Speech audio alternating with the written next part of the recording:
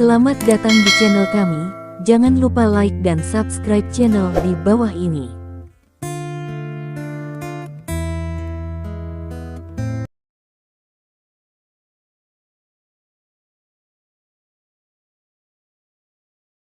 Bab 2671.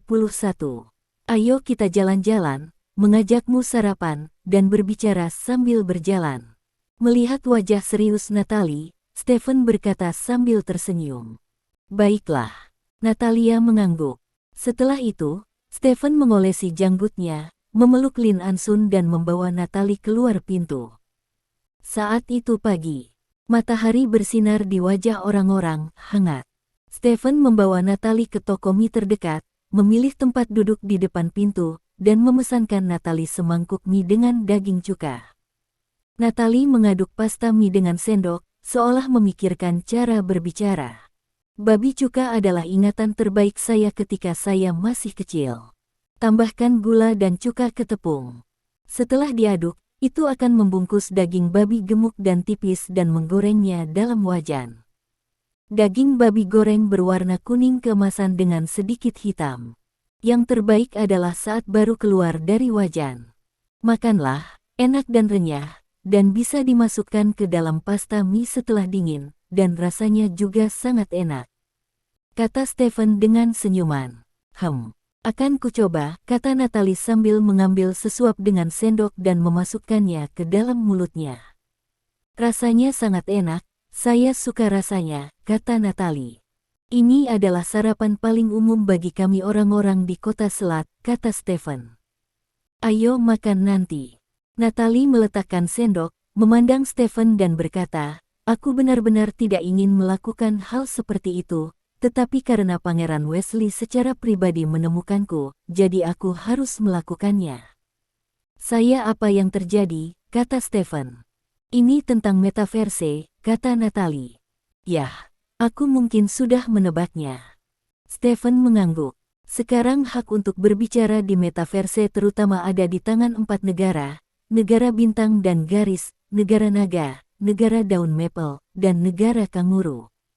Menurut mereka, jumlah orang yang memasuki metaverse telah nilai tetap. Sekarang karena lebih banyak orang dari beberapa negara diharuskan memasuki metaverse, jumlah orang yang memasuki metaverse dari 4 negara asli harus dikurangi. Beberapa pertemuan telah diadakan di Perserikatan Bangsa-Bangsa, dan akhirnya diputuskan bahwa masing-masing dari 4 negara akan memberikan setengah dari kuota ke negara lain, tetapi meskipun demikian, jumlah kuota yang dapat diperoleh masing-masing negara sangat kecil, pada dasarnya 1, 2 hingga 3 lebih, dan apakah itu 1 atau 3? Tergantung pada kemampuan masing-masing negara. Pangeran Wesley berharap mendapatkan sedikit lebih banyak kuota dari kerajaan naga Anda, sebanyak mungkin. Dia mendengar bahwa Anda telah mengoperasikan penjelajahan metaverse di kerajaan naga, dan menurutnya Anda memiliki kepastian kekuasaan pengambilan keputusan, jadi sebelum saya datang, saya menemukan saya dan meminta saya untuk menjadi pelobi. Awalnya, saya menolak, karena saya pikir hubungan kita tidak boleh dicampur dengan hal-hal seperti itu, tapi sebagai seorang bangsawan koruptor negara, saya tidak punya cara untuk menolak Pangeran Wesley. Sebuah permintaan, saya tidak tahu apa itu metaverse, tetapi Yang Mulia mengatakan bahwa mungkin untuk mengubah suatu negara, jadi saya harap Anda dapat melihat wajah saya dan bantu Pangeran Wesley. Aku sudah menyampaikan kata-kata, aku sedang makan sekarang, pikirkanlah, kata Natalie, mengambil sendok dan memakan pasta mie, tanpa melihat ke arah Stephen lagi. Sejauh yang saya tahu, ada total 8 kuota yang ditawarkan oleh Kerajaan Naga, kata Stephen. Aku tidak tahu, kata Natalie dengan kepala tertunduk. Setidaknya ada 12 kekuatan yang bersaing untuk 8 tempat ini, dan banyak dari mereka memiliki hubungan baik dengan kita, lanjut Stephen. Natalie mengangguk. Bukankah hubungan antara negara busuk dan negara bintang Spangled selalu baik? Bukankah negara bintang Spangled memberikan kuota? Tanya Stephen. Sebagai orang dewasa, Menurutmu berapa banyak emas yang bisa dimiliki oleh apa yang disebut hubungan baik antar negara? Natalie bertanya pada Stephen dengan pandangan sekilas.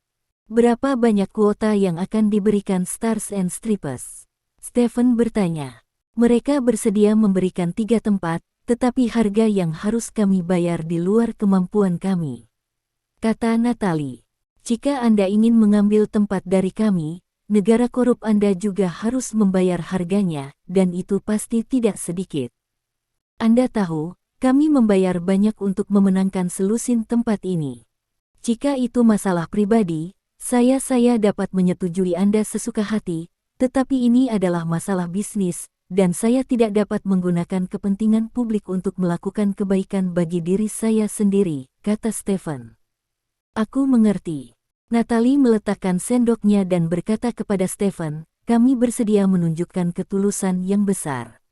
Tentu saja, ketulusan semacam ini harus berada dalam jangkauan yang dapat kami tanggung.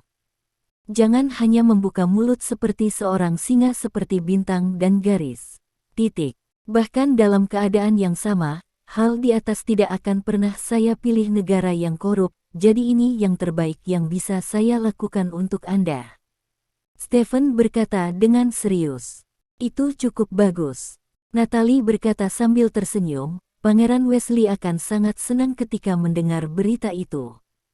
Saya harap kejadian ini tidak akan mempengaruhi suasana hati Anda di kota Haixia. Kata Stephen.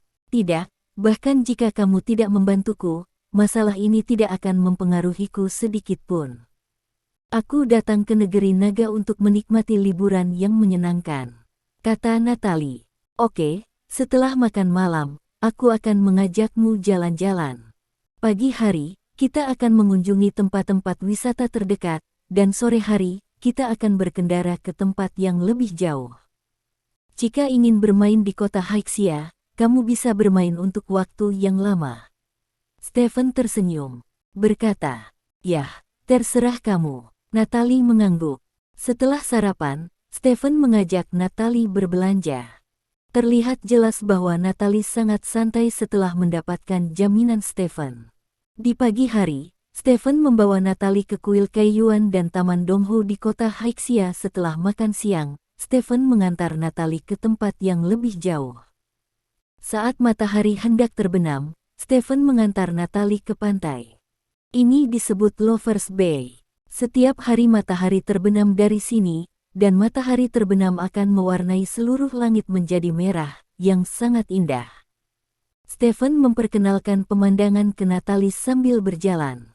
Saat itu sekitar pukul 6 sore, dan matahari terbenam sudah mendekati permukaan laut di kejauhan. Angin di laut agak kencang, tapi ada banyak orang. Ikuti aku jalan ini. Ada jalan kecil menuju bebatuan yang berantakan. Batu-batu di sana sangat indah. Kami pernah pergi ke sana saat tamasya musim semi ketika kami masih di sekolah dasar. Saat itu, guru meminta kami untuk membuat metafora untuk bebatuan di sana. Stephen mengatakan itu, dia menarik Natalie ke jalan kecil di sebelahnya. Bab 2672. Jalannya sangat terpencil, dan sepertinya tidak ada orang yang lewat. Setelah berjalan beberapa saat, sebuah pantai berbatu muncul di depan mereka berdua. Melihat masa-masa sulit tersebut, Natalie menunjukkan keterkejutan di wajahnya. Batu-batu ini sangat besar, ditumpuk satu persatu, dan setiap bagian memiliki bentuk yang berbeda, ada yang seperti awan, dan ada yang seperti kura-kura. Natalie jarang menyentuh benda seperti itu, jadi sekilas dia sangat senang. Ada sangat sedikit orang di sini, pada dasarnya orang yang tahu di sini adalah orang-orang dari sekitar. Stephen menjelaskan, kalau begitu hanya ada satu orang.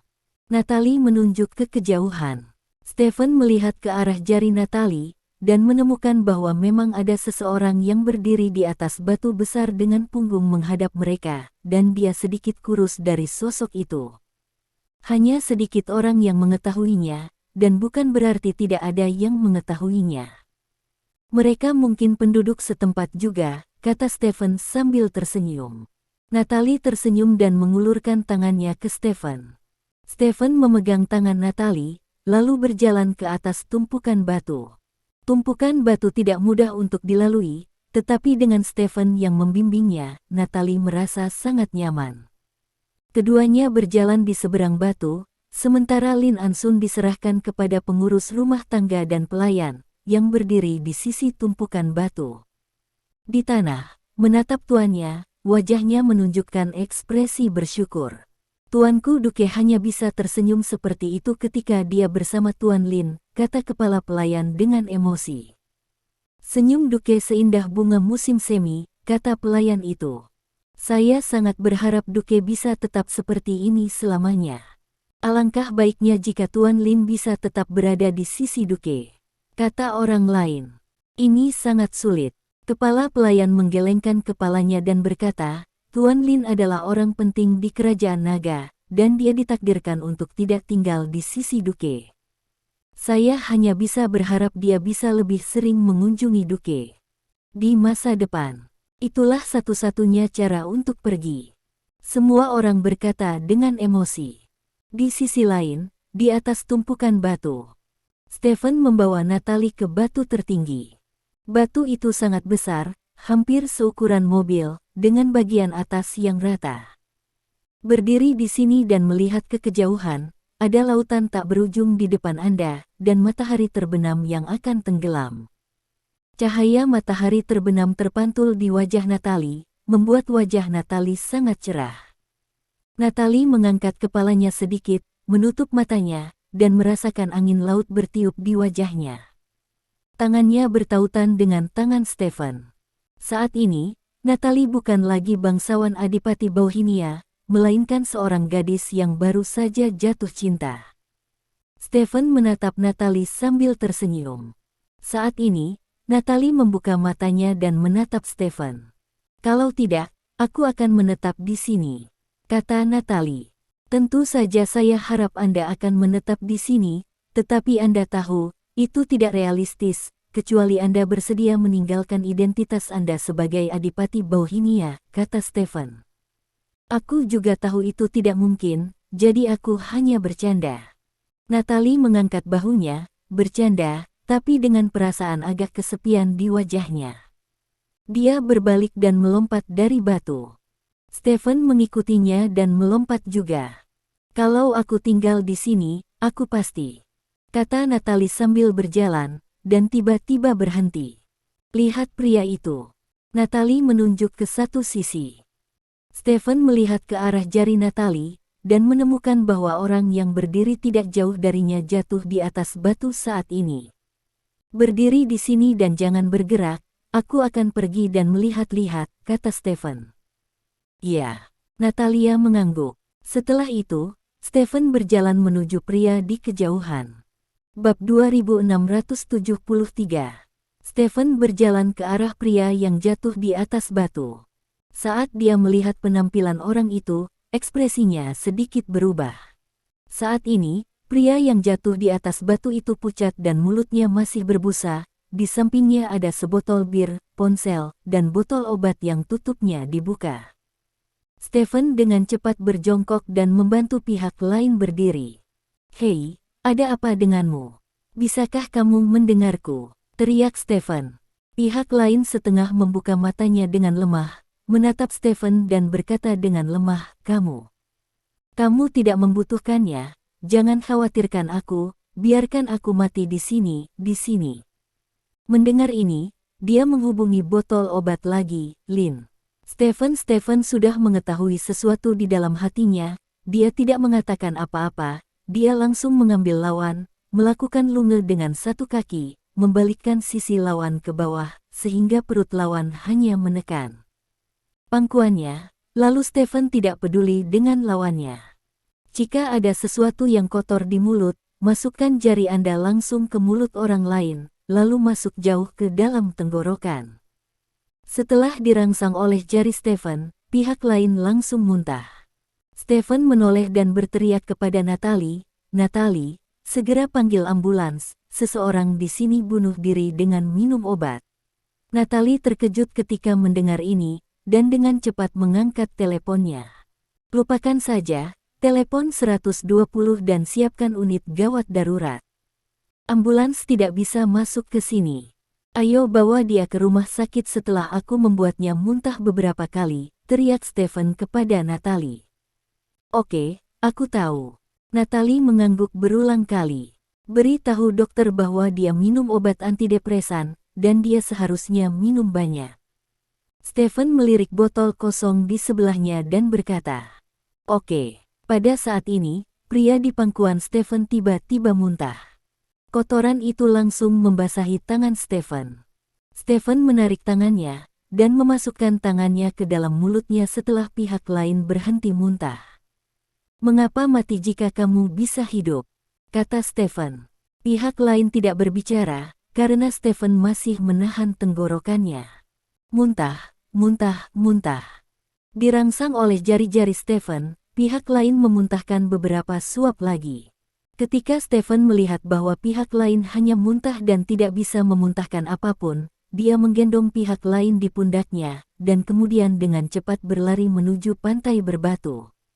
Natalie, kamu pulang dengan mereka dulu, aku akan membawa orang ini ke rumah sakit. Teriak Stephen. Aku akan pergi denganmu, kata Natalie tanpa sadar, dan langsung mengikuti Stephen. Stephen tidak mengatakan apa-apa lagi. Setelah berlari keluar dari pantai berbatu, dia dengan cepat berlari di sepanjang jalan setapak ke sisi jalan. Mobilnya diparkir di pinggir jalan, dan pengemudi sedang menunggu di dalam mobil. Ketika dia melihat Stephen kembali dengan seseorang di punggungnya, pengemudi segera menyalakan mobilnya. Stephen membuka pintu mobil, menjejalkan orang itu langsung ke barisan belakang, lalu duduk di barisan belakang dengan seekor kucing di pinggangnya, duduk di sebelah orang lain.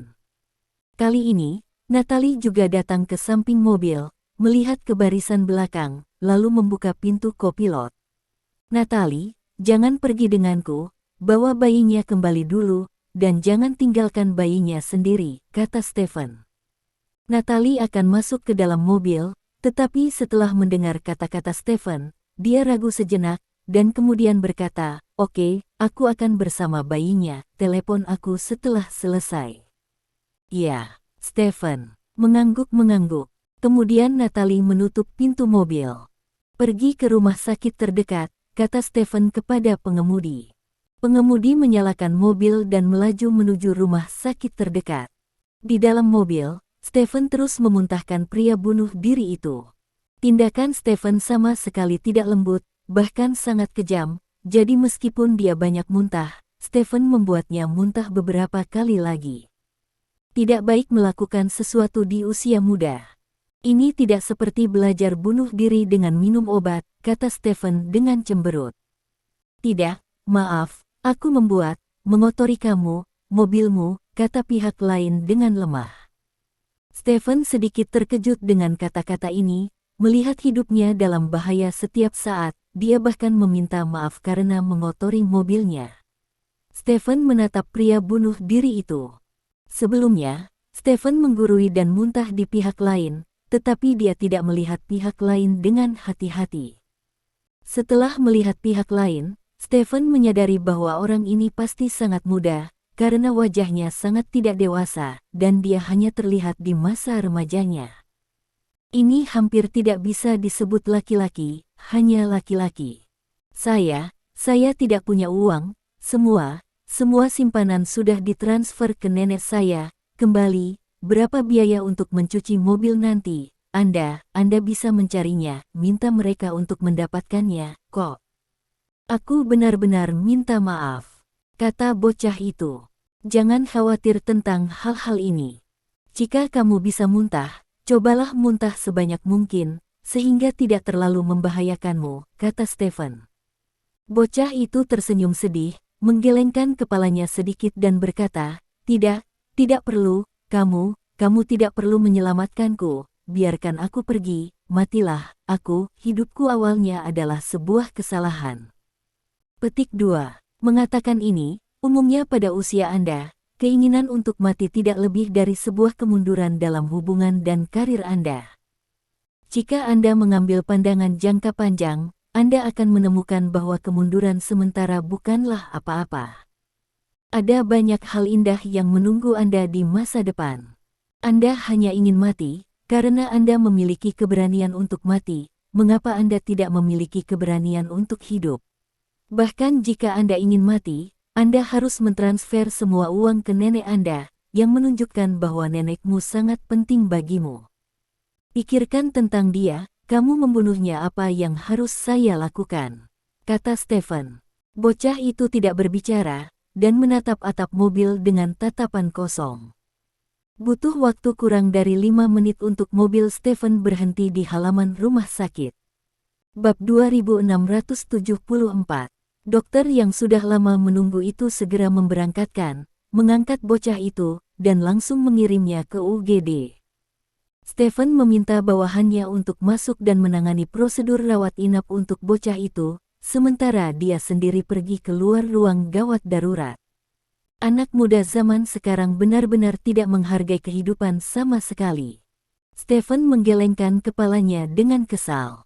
Sejujurnya, dia memandang rendah orang yang bunuh diri, karena di matanya, orang yang bunuh diri adalah pengecut yang melarikan diri dari kehidupan. Ngomong-ngomong, aku perlu menghubungi keluarganya. Stephen tiba-tiba memikirkan sesuatu, dan segera mengeluarkan ponsel bocah itu dari sakunya. Ketika dia membawa bocah itu pergi sekarang, dia memasukkan telepon ke sakunya. Layar ponsel anak laki-laki itu terkunci, dan ada banyak pesan di layar. Stephen awalnya tidak berniat membaca berita tersebut, namun saat membacanya dengan santai, dia terkejut dengan isi berita tersebut. Orang-orang sepertimu harus mati. Apa gunanya hidupmu? Itu hanya membuang-buang sumber daya nasional. Petik 2. Pamerkan saja, dan kamu akan dihukum. Petik 2. Melihat berita ini, Stephen mengerutkan kening rupanya. Berita ini semua berasal dari pesan pribadi di Weibo, artinya, seseorang memarahi pemilik telepon dalam pesan pribadi di Weibo, yaitu bocah yang baru saja bunuh diri. Mengapa begitu banyak orang mengiriminya pesan pribadi untuk memarahinya? Stephen sedikit bingung, tetapi karena dia tidak tahu kata sandi ponselnya, dia tidak punya cara untuk memeriksa Weibo spesifik dari pihak lain. Stephen mengesampingkan berita terkutuk itu untuk sementara waktu, dan langsung menggunakan ponsel ini untuk menelepon polisi. Anda tidak perlu membuka kunci layar untuk menelepon polisi. Segera, polisi di ujung telepon terhubung. Stephen segera memberitahu tentang bunuh diri pemilik ponsel. Saya tidak tahu siapa pemilik ponsel ini, tetapi Anda harus memiliki database, jadi Anda pergi dan periksa siapa orang ini, lalu periksa kerabatnya dan seterusnya, biarkan mereka menghubungi saya, dan Anda adapun situasinya, saya di ruang gawat darurat rumah sakit. Petik 2. Stephen memberi banyak perintah kepada operator di ujung telepon, yang membuat operator tercengang. Namun, operator akhirnya menyetujui permintaan Stephen, dan kemudian melakukan apa yang dikatakan Stephen. Tidak lama kemudian, ponsel anak laki-laki itu berdering. Stephen melihat dan menemukan bahwa penelepon itu adalah ibu anak laki-laki itu, karena nomor yang ditampilkan adalah kata "ibu". Stephen mengangkat telepon. "Hai, bagaimana kabar Siuyu kita sekarang?" Orang di ujung telepon bertanya dengan penuh semangat. Di ruang gawat darurat, saya membujuknya untuk muntah segera setelah dia minum obat. Efek obatnya tidak boleh terlalu banyak, dan yang dia minum bukanlah pestisida, jadi seharusnya tidak mengancam jiwa. Stephen dikatakan. Benarkah? Hebat, hebat, membuatku takut setengah mati, kata ujung telepon yang lain. Izinkan saya memberitahu Anda, bunuh diri, jika akar penyebab masalahnya tidak diselesaikan, situasi yang sama pasti akan terjadi kemudian, jadi Anda, seorang ibu, harus memperhatikan anak Anda dengan baik ketika Anda kembali, apapun yang terjadi. Dalam hidup, jika ada masalah, itu harus diselesaikan secara langsung, apakah itu emosional atau akademis, daripada memilih bunuh diri untuk melarikan diri, kata Stephen dengan serius. Aku Bibi Siuyu, bukan ibunya, kata ujung telepon yang lain. Tidak, Stephen tertegun sejenak, lalu meletakkan telepon di depannya dan melihat, dan menemukan bahwa catatan di telepon itu memang ibu. Kamu bukan ibunya, mengapa dia menyebut ibunya? Stephen bertanya dengan curiga. Hei, masalah ini. Aku tidak tahu harus berkata apa, orang baik ini, tolong jaga keluarga kami, Xiuyu. Keluarga kami ada di kota Beiji, dan kami butuh setengah hari untuk membeli tiket pesawat tercepat. Saya di kota Haixia, jadi saya mohon sebentar, tolong. Kata ujung telepon yang lain. Kota Beiji. Mendengar ini, Stephen semakin bingung.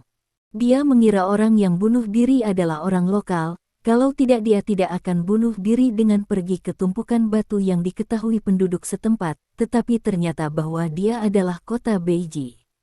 Ya, saya sudah meminta pamannya untuk membeli tiket pesawat, tolong, oke, kami akan membayar Anda nanti. Kata ujung telepon yang lain. Kalau begitu kamu datang dan membicarakannya, kata Stephen. Oke, terima kasih banyak, kata pihak lain. Stephen tidak banyak bicara, dan menutup telepon dengan alis berkerut. Dia tiba-tiba menemukan bahwa situasi anak laki-laki yang bunuh diri ini mungkin lebih rumit dari yang dia pikirkan sebelumnya. Bab 2675. Lampu di ruang gawat darurat padam. Kursi roda didorong keluar dari ruang gawat darurat, dan anak laki-laki itu duduk di kursi roda. Stephen pergi menemuinya dan bertanya, bagaimana? Tidak ada yang serius. Untungnya, Anda menyebabkan muntah dalam perjalanan ke sini, jadi efek obatnya hanya sedikit. Malam, keadaan akan jauh lebih menyusahkan, kata dokter sambil tersenyum. Melihat senyum dokter, Stephen menghela nafas lega, lalu menatap bocah laki-laki di tempat tidur itu. Anak laki-laki itu terjaga, dengan lebih banyak darah di wajahnya, tetapi matanya masih redup, seolah-olah dia telah melihat dunia manusia. Kapan Anda akan keluar dari rumah sakit? Stephen bertanya. Jika Anda meninggalkan rumah sakit, Anda dapat pergi kapan saja. Lagi pula, obat di perut Anda telah dikosongkan, tetapi saya sarankan Anda menemui psikiater untuk konseling psikologis dalam situasi ini. Jika tidak mungkin untuk menjamin bahwa situasi serupa akan terjadi. Tidak terjadi di masa depan, kata dokter. Oke, saya mengerti. Sekarang, dokter, dia seharusnya sangat lemah sekarang. Bagaimana kalau saya biarkan dia memasukkan cairan terlebih dahulu? Tanya Stephen. Tentu saja bisa. Infus larutan nutrisi dan langsung ke ruang infus. Dia baik-baik saja sekarang, kata dokter. Oke, terima kasih dokter, kata Stephen sambil tersenyum. Dokter mengangguk, lalu berbalik dan pergi. Biarkan aku melakukannya, kata Stephen kepada perawat yang mendorong kursi roda. Pergi ke sana ke ruang infus. Perawat menunjuk ke depan dan berkata. Stephen mengangguk, lalu mendorong kursi roda ke depan. Kamu seharusnya tidak menyelamatkanku. Anak laki-laki di kursi roda itu berkata dengan melankolis. Apakah kamu pikir aku ingin menyelamatkanmu? Stephen berkata dengan bercanda. Hah? Bocah itu menoleh untuk menatap Stephen dengan curiga. Jika bukan karena wanitaku, bahkan jika kamu menikam dirimu sendiri sampai mati di depanku, aku tidak akan melihatmu lagi, kata Stephen tanpa ekspresi. Wajah bocah itu sedikit membeku, lalu dia menoleh ke belakang. Di antara orang-orang yang paling saya benci dalam hidup saya, orang yang melakukan bunuh diri dihitung sebagai satu, jadi jika saya melihat seseorang melakukan bunuh diri, saya tidak akan menyelamatkan mereka, karena itu tidak perlu, dan menyelamatkan mereka hanya membuang-buang waktu saya. Kata Stephen. Bocah itu tertawa sedih dan berkata, maaf merepotkanmu. Petik 2. Stephen mengangkat alisnya. Dia sebenarnya sengaja membuat kata-katanya jelek untuk membuat suasana hati bocah itu berubah lebih besar. Sekarang dia paling takut pada hal yang paling penting masalahnya adalah keadaan kesedihan ini lebih besar dari kematian hati, bahkan jika itu marah, itu jauh lebih baik daripada keadaan ini. Namun, kesopanan bocah ini mengejutkannya. Orang biasa yang lelah hidup tidak akan mengatakan bahwa mereka menyesal telah merepotkan Anda. Di dunia mereka, mereka adalah orang yang paling menderita, dan seluruh dunia menyesal. Mereka seringkali yang paling sinis saat ini, bagaimana mereka bisa begitu sopan. Maka yang dapat diketahui adalah bahwa kesopanan anak laki-laki ini berakar pada sifatnya. Ini membuat Stephen sedikit kesal, karena sangat sulit baginya untuk mengatakan kata-kata kasar kepada bocah seperti itu. Untuk sesaat, Stephen terdiam sesaat. Saat ini, ruang infus tiba. Kamu mendapatkan infus dulu, jangan berpikir tentang perawatan pesimistis, dan jangan berpikir tentang kematian. Aku membayarmu banyak biaya pengobatan di muka, dan mobilku dimuntahkan kotor olehmu. Kamu harus membayarku untuk ini, kamu sudah mati kepada siapa saya harus pergi. Stephen berkata tanpa ekspresi. Uang saya ada pada nenek saya, Anda bisa pergi kepadanya untuk mendapatkannya, kata anak laki-laki itu. Berapa banyak uang yang kamu miliki saat remaja? Stephen mendengus. Ini benar-benar tidak banyak. Ini hanya 8.532 yuan. Bocah itu menggelengkan kepalanya dengan mengejek. 8.532 puasa. Stephen menatap anak laki-laki itu dengan heran. Jumlah uangnya sebenarnya tidak banyak, tetapi untuk seorang anak laki-laki remaja, itu pasti sejumlah besar uang. Anak laki-laki normal 15 atau 16 tahun dengan $10 di sakunya akan menjadi masalah besar. Di mana Anda mendapatkan uang itu? Mungkinkah itu dicuri? Tanya Stephen. Saya mendapatkannya dari pekerjaan paruh waktu, dan sebagian diberikan oleh orang tua kandung saya. Kata anak laki-laki itu. Orang tua kandung. Stephen memperhatikan kata-kata anak laki-laki itu. Tidak ada orang normal yang akan menggunakan kata-kata seperti orang tua kandung untuk menggambarkan orang tuanya.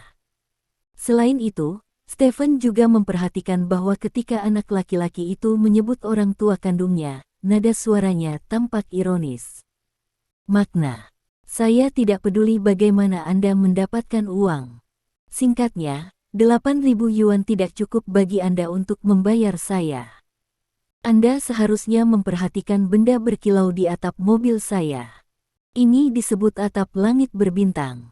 Ini adalah Rolls-Royce. Baru saja, Anda baru saja muntah di kursi, dan alas lantai semuanya kulit impor. Anda harus menggantinya setelah Anda muntah. Harganya puluhan ribu, Anda tahu. Jangan berpikir untuk mati. Pergi ke nenekmu untuk menagih hutang, orang tuanya tidak tahan dengan penagihan hutang anak mudaku. Stephen berkata dengan wajah kejam.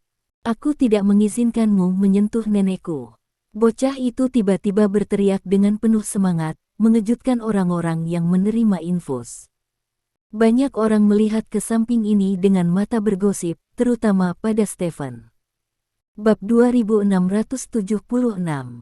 Tampaknya kalimat menyentuh nenek saya membuat semua orang ambigu. Wajah Stephen membeku.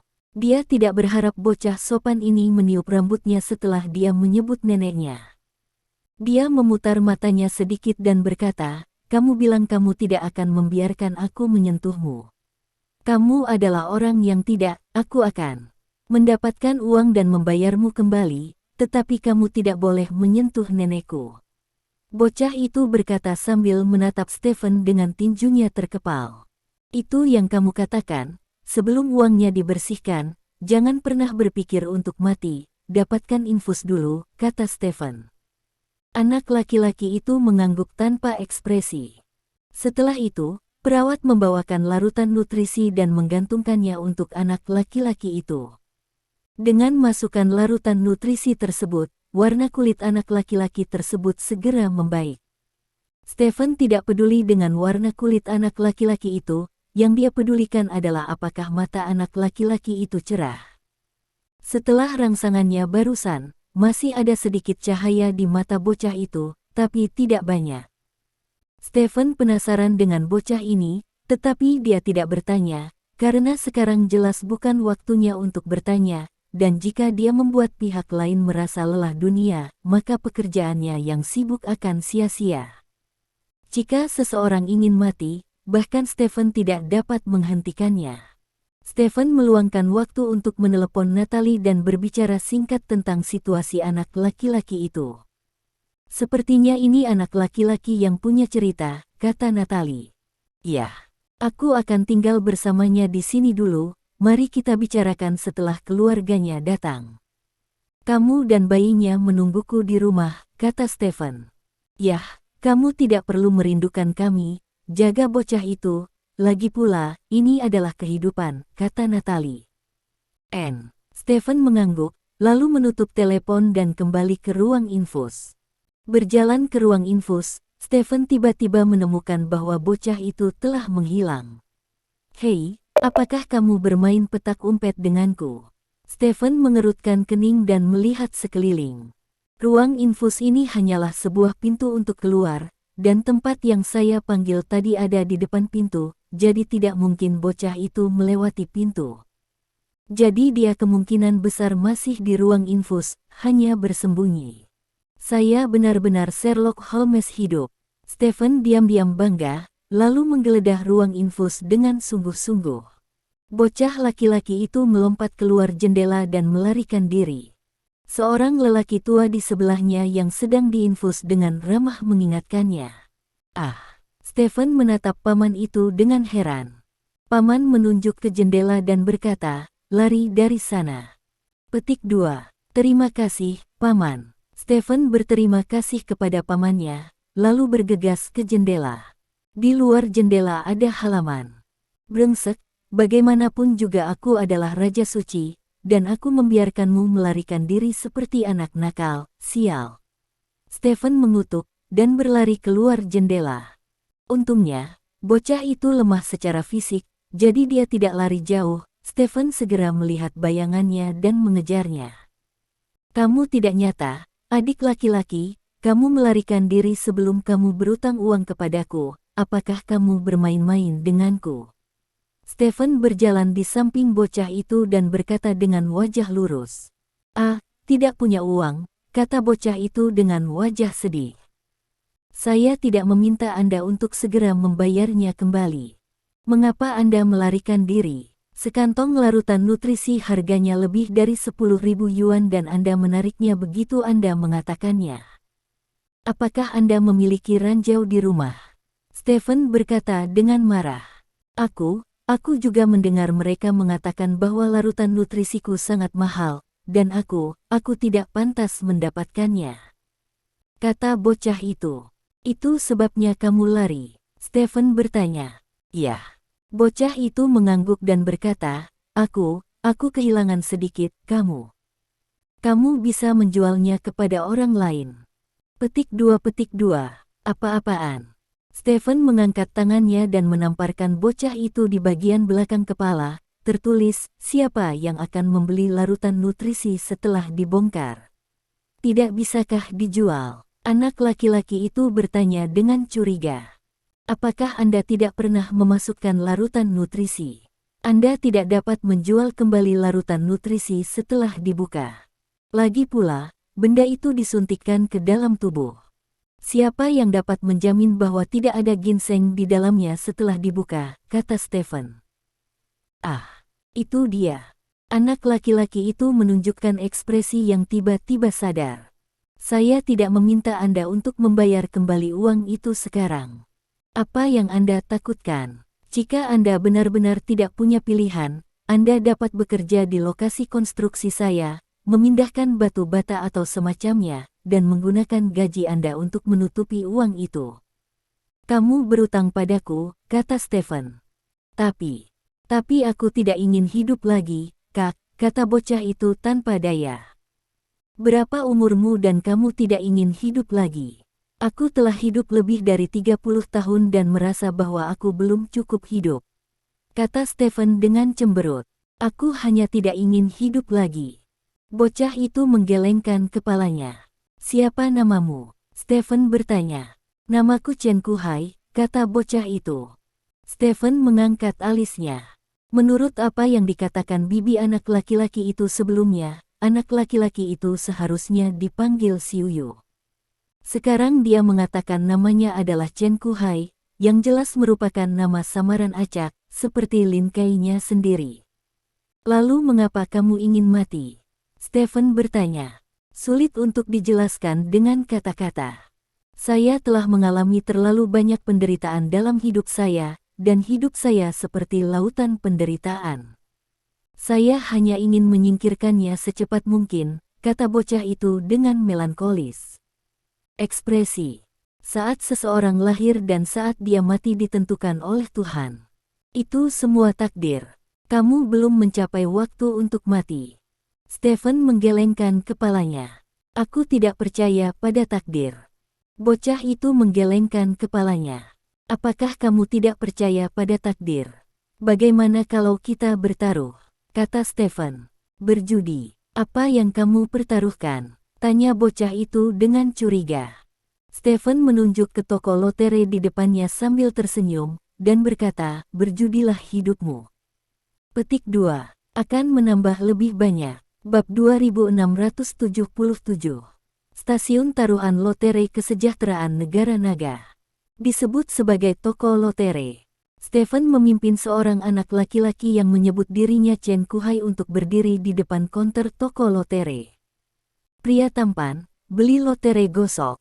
Kamu orang yang beruntung, dan kamu pasti akan memenangkan hadiah besar. Bos gemuk itu tersenyum dan menatap Stephen dan Chen Kuhai, seolah melihat dua ikan besar yang akan gantung diri. Aku belum pernah membeli barang seperti ini sebelumnya, Chen Kuhai menggelengkan kepalanya dan berkata. Bukankah kamu mengatakan bahwa kamu ingin mati? Tapi menurutku kamu tidak pantas mati. Jika itu masalahnya, biarkan takdir yang memutuskan. Aku akan menarik tiket lotre darinya nanti. Jika aku menang, itu akan terbukti. Apa yang saya katakan itu benar, jika Anda tidak memenangkan lotre, maka pergilah dengan Anda. Untuk hal-hal seperti tiket lotre, tidak ada dari kita yang dapat mengontrol apakah kita menang atau tidak, itu murni takdir. Bagaimana menurut Anda? Kata Stephen. Agak terlalu terburu-buru. Chen Kuhai bertanya dengan curiga. Apakah kamu tidak gegabah dengan apa yang kamu lakukan di pantai hari ini? Stephen bertanya. Itu adalah sesuatu yang sudah lama kupikirkan, kata Chen Kuhai. Jika kamu tidak menyebutkan masalah itu, tanyakan saja apakah kamu ingin berjudi denganku. Selama kamu tidak memenangkan lotre, aku akan membiarkanmu pergi. Kamu tidak perlu mengembalikan uang yang kamu berikan kepadaku. Berutang padaku, dan aku tidak akan pergi ke nenekmu. Kata Stephen. Benarkah? Ketika Chen Kuhai mendengar Stephen mengatakan bahwa dia tidak perlu membayar kembali uangnya, dia segera mendapatkan kembali energinya. Tentu saja, begitu saya mengatakan sesuatu, sulit untuk diikuti, kata Stephen. Kalau begitu, bagus. Chen Kuhai mengangguk. Stephen tersenyum, dan berkata kepada bosnya, Bos, keluarkan tiket lotre. Dan saya akan memilih satu. Seperti yang dikatakan bos, dia mengeluarkan beberapa jenis tiket lotre dari laci dan meletakkannya di depan dari Stephen. Pilih sendiri, kata bos.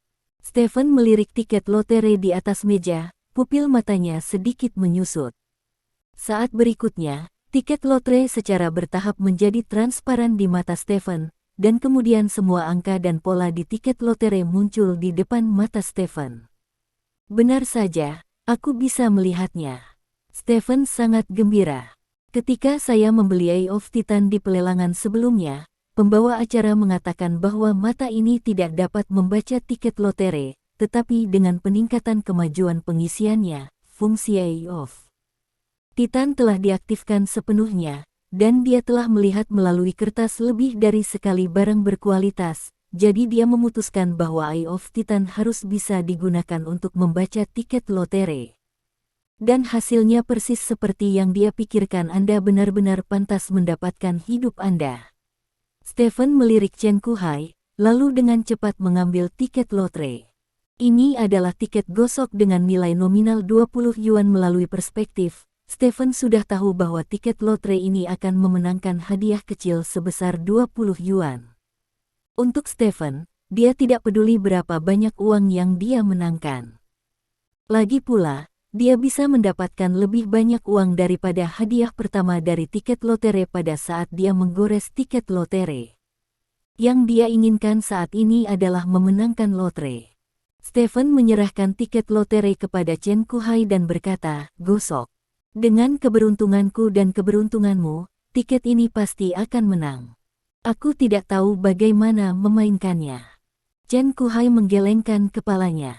"Hapus saja, ayo, gunakan ini untuk menggaruk." Bos di samping berkata sambil menyerahkan koin kepada Chen Kuhai. Chen Kuhai memegang koin itu dan melihat bekas goresan di depannya. Dia ingat dengan jelas bahwa dia datang ke kota Haixia untuk menyaksikan laut dan matahari terbenam di laut, dan kemudian mengakhiri hidupnya dengan pemandangan yang begitu indah. Kenapa sekarang datang ke sini untuk menggores tiket lotre? Apakah benda ini tersesat? Dalam keraguan, Chen Kuhai menggores tiket lotre. Seperti yang diharapkan oleh Stephen, tiket lotre ini memenangkan 20 yuan, hadiah terendah, yang sama dengan nilai nominalnya. "Kamu beruntung, kamu memenangkan 20 yuan, ayo terus dapatkan satu." Pemilik toko lotre berkata sambil tersenyum. "Lihat, itu kehendak Tuhan." Stephen berkata sambil tersenyum. "Ini sekali hanya bisa disebut kecelakaan, bukan apa-apa." Chen Kuhai menggelengkan kepalanya. "Itu bukan apa-apa. Kalau begitu gambar lagi. Anda tahu, tingkat kemenangan tiket lotre kurang dari setengah, dan kemungkinan memenangkan 2 tiket berturut-turut kurang dari 1/4. Ini terlalu sulit." Stephen mengerutkan kening. "Jika yang berikutnya masih menang, saya percaya itu adalah takdir." Chen Kuhai berkata dengan serius. "Tidak apa-apa, ganti yang lain," kata Stephen, mengambil tiket lotre dengan santai. Itu adalah tiket gosok $10, dan jumlah kemenangannya adalah 20 yuan. Stephen juga melihatnya. Chen Kuhai mengambil koin dan menggores tiket lotre, dan kemudian menemukan bahwa dia telah memenangkan lotre lagi, dan dia masih memenangkan 20 yuan. Bab 2678. Dengan kata lain, sekarang saya telah mendapatkan 10 yuan. "Beruntung sekali, adik," bos berkata sambil tersenyum. 2 kartu berturut-turut, kamu tidak punya apa-apa untuk dikatakan, kan?" Stephen berkata sambil tersenyum. Petik 2 titik. 1/4 tidak terlalu sulit, mungkin keberuntungan. Chen Kuhai menggelengkan kepalanya. "Apakah kamu masih bermain bajingan?" kata Stephen dengan cemberut. "Saudaraku, aku hanya ingin mati." Chen Kuhai menatap Stephen dengan wajah sedih. "Aku berkata, kamu tidak boleh mati.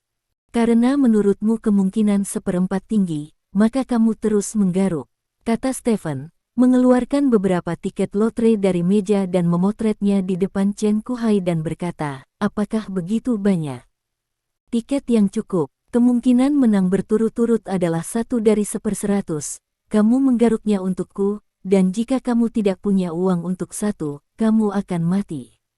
Mengatakan itu, Chen Kuhai dengan bersemangat mengambil tiket lotre dan hendak menggaruk, tetapi Stephen menahan tangannya. "Tapi, jika kamu mencapai semua ini, kamu akan hidup untukku." Stephen menatap Chen Kuhai dan berkata.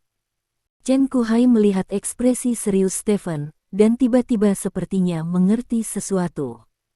"Saudaraku, jika Tuhan benar-benar tidak membiarkanku mati kali ini, maka aku akan menjalani kehidupan yang baik," kata Chen Kuhai.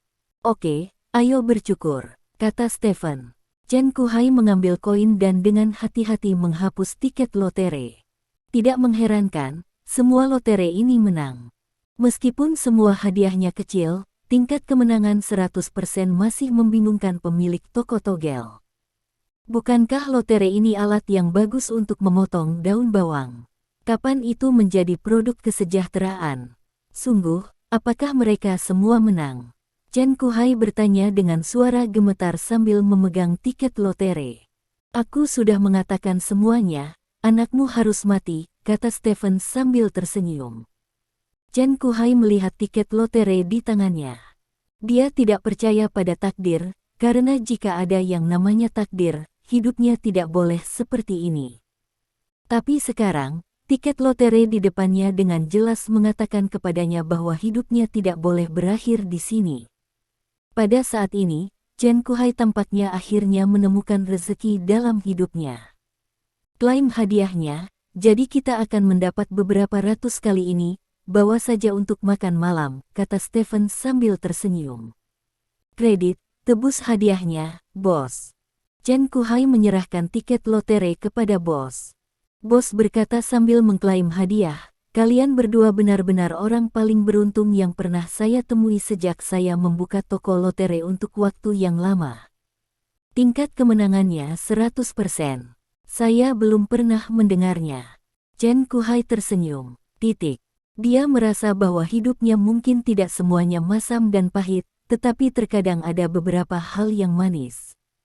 Pada akhirnya, Stephen berhasil mengumpulkan 350 yuan dari lotre keberuntungan, dan membawa Chen Kuhai ke restoran Hokkien terdekat dengan ciri khas lokal, di mana dia memesan beberapa hidangan lokal. Saya tidak tahu apakah itu karena dia muntah sebelumnya atau karena dia belum makan banyak, tapi kali ini Chen Kuhai melepaskannya. Stephen dapat merasakan bahwa suasana hati Chen Kuhai telah meningkat pesat, dan dia bersedia memberitahu dia beberapa hal, termasuk identitasnya dan alasan bunuh diri. Yang mengejutkan Stephen, Chen Kuhai masih menjadi selebritas internet. Tentu saja, selebriti internet di sini adalah kata yang patut dipuji. Chen Kuhai baru berusia 16 tahun ini. Ketika dia baru lahir, dia dijual oleh orang tua kandungnya kepada orang tua angkatnya. Belakangan, ketika dia berusia 4 tahun, orang tua angkatnya meninggal secara tak terduga, meninggalkannya sendirian. Sejak itu dia tinggal bersama kakek dan neneknya. Karena kurangnya hubungan orang tua sejak kecil, Chen Kuhai menderita perundungan di sekolah dan meninggalkan sekolah lebih awal. Belakangan, Chen Kuhai tiba-tiba mengetahui bahwa dia bukan anak dari orang tua angkatnya, jadi dia memulai jalan untuk mencari kerabat. Proses pencarian kerabat sangat sulit. Saat bekerja paruh waktu, ia memposting konten pencarian kerabat di internet yang menarik perhatian banyak orang. Akhirnya, 3 bulan lalu, dia akhirnya menemukan orang tua kandungnya. Awalnya, ini adalah akhir yang sempurna untuk semua orang, tetapi akhir seperti itu menjadi lebih buruk karena beberapa tindakan orang tua kandung. Pertama-tama, orang tua kandungnya sudah bercerai dan memiliki kehidupan sendiri, sehingga mereka tidak mau menerima Chen Kuhai. Chen Kuhai ditendang bolak-balik seperti bola. Namun meski begitu, dia tidak rela meninggalkan orang tua kandungnya, berharap untuk menyewa rumah di dekat mereka agar dia bisa sering melihat mereka. Namun ide seperti itu ditolak oleh orang tua kandungnya, dan ibu kandungnya malah menghalangi gengsinya untuk memutuskan sama sekali ikatan dengan dia. Dan kejadian ini pun menarik perhatian banyak media dan netizen. Beijing News yang lama secara khusus mewawancarai orang tua kandungnya, namun orang tua kandungnya malah menyebarkan desas-desus untuk memfitnahnya, mengatakan bahwa dia hanya mengadakan pertunjukan, mengatakan bahwa dia sebenarnya ingin melakukannya menjadi selebritas internet, dan mengatakan bahwa dia memaksa mereka untuk membeli rumah untuknya. Setelah rumor tersebut dilaporkan oleh media yang tidak bermoral, banyak pejuang keyboard langsung mengkritiknya secara online. Dia dihina oleh banyak pesan pribadi setiap hari, jadi dia menderita depresi. Lebih dari sebulan perawatan tidak menyembuhkan depresinya, sebaliknya, dengan laporan media, ledakan internet pria keyboard pada dirinya menjadi lebih serius. Oleh karena itu, Chen Kuhai berpikir untuk bunuh diri. Dia selalu menyukai laut, dan ide awalnya adalah pergi ke kota Yasan, yang merupakan kota pulau paling terkenal di Kerajaan Panjang.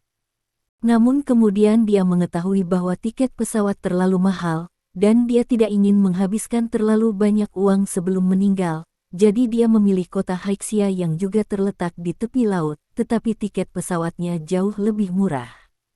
Dia terbang ke kota Haixia pada sore hari, membawa obat-obatan dan ponsel. Setelah meninggalkan bandara, dia pergi ke pantai, membeli sebotol anggur, minum obat sambil minum, lalu tersesat ke jalan setapak dan berakhir di pantai berbatu. Dunia ini terlalu pahit, aku ingin mencoba keberuntunganku di kehidupan selanjutnya. Kata Chen Kuhai kepada Stephen sambil tersenyum. Bab 2679. Hah. Stephen menghela nafas panjang. Dia akhirnya mengerti mengapa ada begitu banyak pesan pribadi yang kasar di ponsel Chen Kuhai.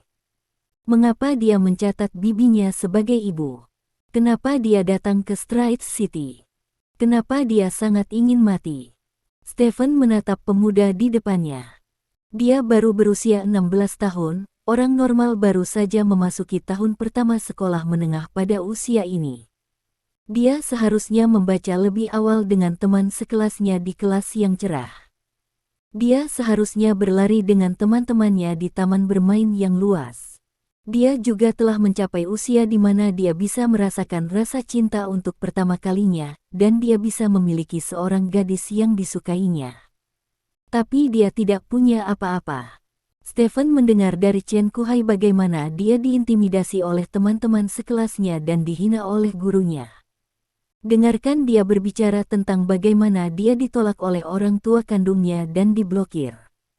Untuk sesaat, Stephen merasa bahwa Chen Kuhai sepertinya telah ditinggalkan oleh dunia ini. Stephen mau tidak mau memikirkan dirinya sendiri ketika dia berusia 8 tahun. Pengalaman dia dan Chen Kuhai sangat mirip, mereka berdua kehilangan orang yang paling mereka cintai ketika mereka masih muda, dan mereka berdua tumbuh di bawah intimidasi terhadap orang lain. Satu-satunya perbedaan adalah dia dipilih oleh orang buta dan menjadi orang yang naik ke puncak, tetapi Chen Kuhai tidak pernah memiliki orang buta dalam hidupnya, jadi dia memilih untuk mengakhiri hidupnya pada usia 16 tahun. Stephen ragu sejenak, dan akhirnya tidak mengeluarkan ponsel Chen Kuhai, karena dia tidak ingin Chen Kuhai melihat berita yang membuatnya sedih lagi. Karena kamu tidak mati, teruslah hidup, kata Stephen. Aku akan, seperti yang kamu katakan, Tuhan tidak ingin aku mati, bagaimana aku bisa mati? Kata Chen Kuhai sambil tersenyum. Stephen memandang Chen Kuhai. Berapa banyak kepahitan di balik senyum Chen Kuhai, bahkan jika dia telah mendengar begitu banyak cerita tentang dia tidak dapat menebaknya. Untungnya, dia tersenyum, dan memiliki harapan untuk hidup kembali. Bagi seseorang yang mencari kematian, sangat penting untuk menghidupkan kembali harapan hidup. Apa rencanamu? Stephen bertanya. Pulanglah, bekerja keras, hormati kakek nenek, dan bibiku, mereka semua adalah orang yang mencintaiku, kata Chen Kuhai. Apakah kamu tidak berpikir untuk mendapatkan hasil? Stephen bertanya. Saya hanya seorang anak berusia 16 tahun, kemampuan apa yang saya miliki untuk mendapatkan hasil? Chen Kuhai bertanya secara retoris. Jika Anda mampu, hasil apa yang ingin Anda capai? Stephen bertanya. Jika kamu memiliki kemampuan, Chen Kuhai menunjukkan ekspresi serius di wajahnya. Jangan terburu-buru memberikan jawaban, pikirkan saja perlahan-lahan, kata Stephen sambil tersenyum, menyilangkan tangan di depan dadanya. Saya harap para penyelundup akan diberi sanksi, kata Chen Kuhai. Bukankah orang tua kandungmu menjualmu kepada orang tua angkatmu? Tanya Stephen. Ya, tapi mereka dijual melalui perantara. Perantara itu masih di desa kami, dan ada beberapa orang yang dijual ke desa kami olehnya, kata Chen Kuhai. Seharusnya tidak sulit, kan? Setelah Anda mengenali kerabat Anda hanya perlu memanggil polisi. Stephen berkata dengan curiga. Mereka tidak membiarkan saya memanggil polisi. Mereka mengatakan bahwa penduduk desa di desa. Mereka juga mengatakan bahwa jika saya memanggil polisi, itu akan mempengaruhi banyak keluarga di desa yang membeli anak. Mereka mengatakan bahwa hal-hal telah berlalu begitu saja. Bertahun-tahun. Cukup bagi saya untuk menemukan orang tua kandung saya. Jangan mempengaruhi mereka kepada orang lain, jadi saya tidak memanggil polisi, kata Chen Kuhai. Oh, Stephen mengangguk dan berkata, sepertinya aku mengerti. Petik 2. Mereka selalu membuat saya memikirkan orang yang melakukan kesalahan. Mengapa saya harus memikirkan dia ketika dia melakukan kesalahan? Mengapa orang tidak membiarkan saya melakukan apa yang menurut saya benar? Mengapa mereka masih menganggap saya salah melakukan itu? Chen Kuhai bertanya dengan curiga. Apakah kamu pikir kamu salah? Stephen bertanya. Saya pikir saya benar. Jika para pedagang tertangkap, beberapa keluarga akan terpengaruh. Tapi coba pikirkan, anak-anak yang diculik itu, orang tua kandung mereka mungkin sudah mencari mereka selama beberapa tahun, atau bahkan lebih dari 10 tahun. Jika Anda menangkap para penyelundup, mungkin Anda dapat menyatukan kembali mereka dengan orang tua kandung mereka. Apakah itu salah? Tanya Chen Kuhai. Karena menurutmu itu benar, mengapa kamu harus begitu khawatir? Stephen bertanya. Chen Kuhai membuka mulutnya, tidak tahu harus berkata apa. Mungkin di alam bawah sadarmu, kamu juga merasa bahwa apa yang kamu lakukan belum tentu benar. Misalnya, meskipun kamu benar-benar mengenali orang tua kandungmu, hasilnya pasti lebih baik dari sekarang. Tanya Stephen. Bab 2680.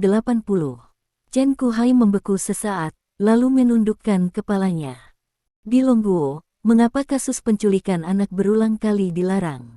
Salah satunya tentu saja kepentingan uang, dan alasan penting lainnya adalah pasar terlalu besar.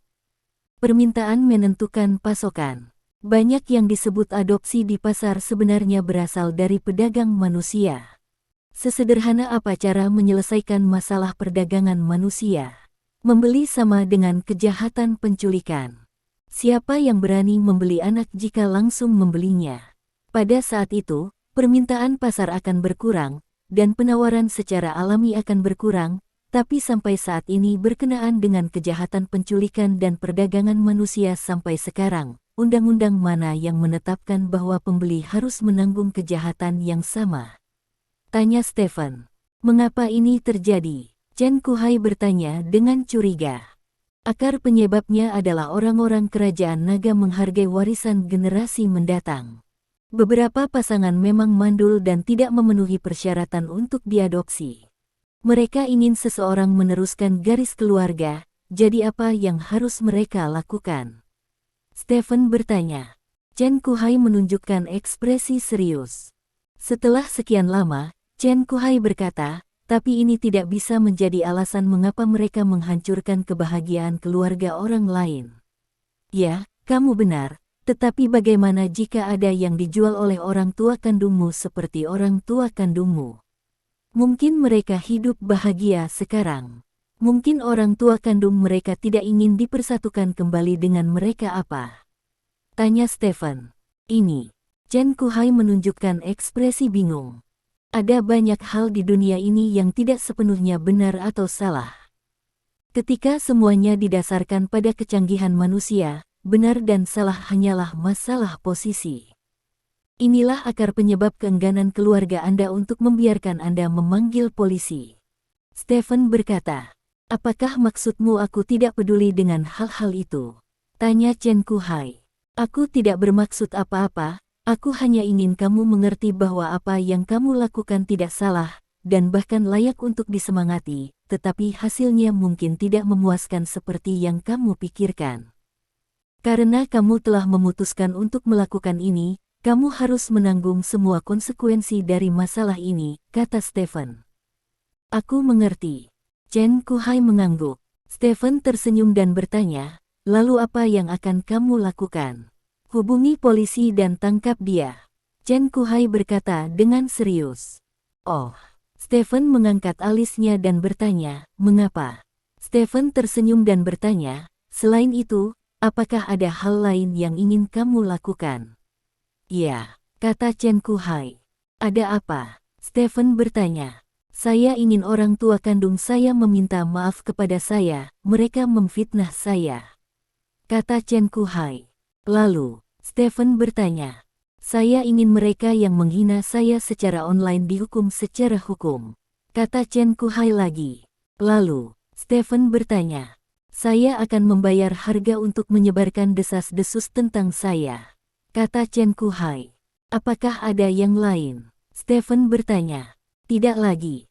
Chen Kuhai menggelengkan kepalanya dan berkata, "Itu permintaan yang bagus." Stephen tersenyum.